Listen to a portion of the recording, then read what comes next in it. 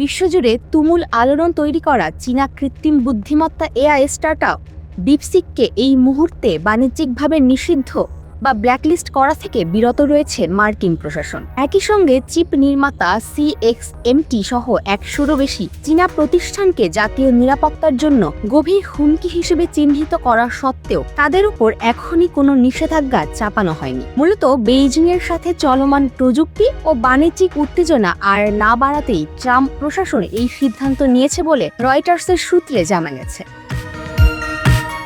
গত বছর inter agency কমিটির অনুমোদন পাওয়া সত্ত্বেও মার্কিন বাণিজ্য মন্ত্রণালয় তাদের এনটিটি লিস্ট বা রপ্তানি নিষেধাজ্ঞার তালিকাটি আপডেট করেনি। বিশেষজ্ঞদের মতে গত এক দশকের মধ্যে এবারই সবচেয়ে দীর্ঘ সময় ধরে এই তালিকায় নতুন কোনো নাম যোগ হয়নি।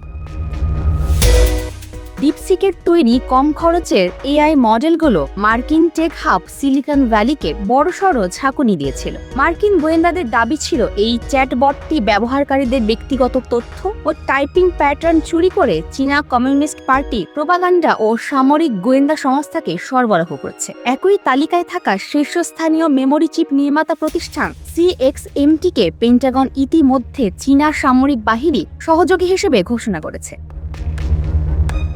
ওয়াশিংটনের অভিযোগ, মার্কিন নিষেধাজ্ঞা ফাঁকি দিয়ে এই কোম্পানিগুলো আমেরিকার তৈরি অত্যাধুনিক এনভিডিয়া চিপ ব্যবহার করে তাদের উন্নত এআই মডেলের ট্রেনিং চালাচ্ছে। তবে ওপেন এআই এর মতো মার্কিন সংস্থাগুলো যখন ডিপসিকের বিরুদ্ধে তাদের ডেটা ও আইপি চুরির আনুষ্ঠানিক অভিযোগ তুলেছে, তখন এই ব্ল্যাকলিস্ট স্থগিত করার সিদ্ধান্ত অনেককেই অবাক করেছে।